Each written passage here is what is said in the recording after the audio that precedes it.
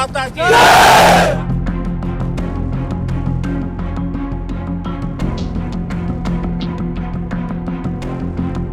জুলাই আন্দোলনের পর থেকেই বাংলাদেশ ভারত সম্পর্ক বেশ একটা ভালো যাচ্ছে না। রাজনৈতিক ও কূটনৈতিক সিদ্ধান্তের পাশাপাশি সম্প্রতি ক্রিকেট খেলা নিয়ে উভয় দেশের মধ্যে যেসব জটিলতা দেখা দিয়েছে তাও সম্পর্কের অবনতিকে আরও ত্বরান্বিত করেছে। বিশেষজ্ঞরা বলছেন, পারস্পরিক বিশ্বাসের অভাব ও দূরত্ব বৃদ্ধি দেশের স্বার্থে উদ্বেগজনক পরিস্থিতি সৃষ্টি করছে। সম্প্রতি ভারত বাংলাদেশের 3 পাশে 5টি বিমান ঘাঁটি সচল করেছে।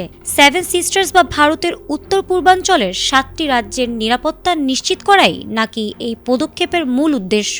তবে ভারতের এই তৎপরতার পেছনে বাংলাদেশের রংপুর বিভাগের লালমনিরহাট বিমান ঘাঁটি পুনর্নির্মাণের উদ্যোগকে একটি বড় কারণ হিসেবে দেখছেন প্রতিরক্ষা বিশ্লেষকরা। এই বিমান ঘাঁটিটি ভারতের শিলিগুড়ি করিডোরের খুব কাছাকাছি অবস্থিত হওয়ায় ভারতের সামরিক মহলে উদ্বেগ তৈরি হয়েছে। যদিও বাংলাদেশ সরকার জানিয়েছেন, এই বিমান ঘাঁটি শুধু নিজস্ব জাতীয় প্রয়োজনে ব্যবহৃত হবে। ভারতীয় সংবাদ মাধ্যম থেকে জানা গেছে, ঘাঁটিগুলো সচল করার মাধ্যমে ভারতের লক্ষ্য সেভেন সিস্টার্সে দ্রুত রসদ ও সেনা পৌঁছানো এবং আকাশপথে নিরাপত্তা নিশ্চিত করা। তবে সীমান্তের এত কাছে এই শক্তিশালী ঘাঁটিগুলো স্থাপনের ফলে বাংলাদেশের আকাশসীমা ও অভ্যন্তরীণ সামরিক গতিবিধি ভারতের নজরদারিতে চলে এসেছে। এটি বাংলাদেশের ওপর পরোক্ষ রাজনৈতিক ও মনস্তাত্ত্বিক চাপ তৈরি করতে পারে এবং সীমান্তে যে কোনো ছোটখাটো উত্তেজনাকে বড় ঝুঁকিতে পরিণত করতে পারে বলে মনে করছেন বিশ্লেষকরা।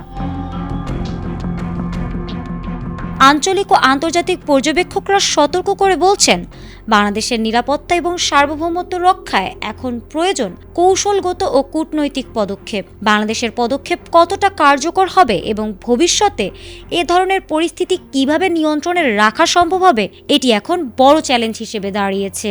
বিশ্লেষকদের মতে, ভারতের এই পদক্ষেপ সম্পর্কের খারাপ দিককে আরও গভীর করছে এবং বাংলাদেশের জন্য নতুন ভাবনা ও প্রস্তুতির প্রয়োজনীয়তা বাড়িয়ে দিয়েছে।